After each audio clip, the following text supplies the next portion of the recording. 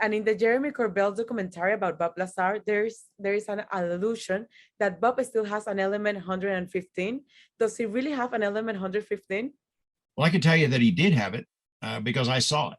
I was at his house. Wow. He had it it was a pewter sort of a device that he had created to sort of protect it from unwanted rays and things and particles. And it was in his house. He took it out one time and they did an experiment called a cloud chamber experiment in which they could show that this element 115 affected gravity. It bent light in essence.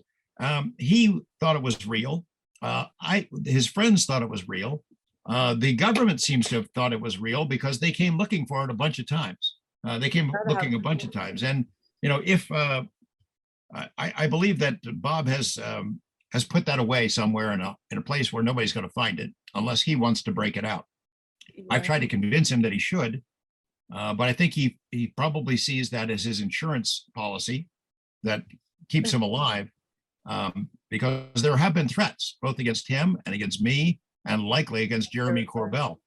Back in those days, we now assume, Ari, that our phones are listened to, that everything goes into some giant supercomputer somewhere. All emails are recorded, that somebody's watching all of it.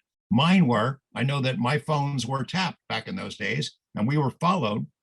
And I had people who had offered to give me information to back up Lazar's story about Area 51, S4, flying saucers. And one after another, people I talked to on the phone were visited and were told to shut up. They were threatened, one after another, 6 in a row.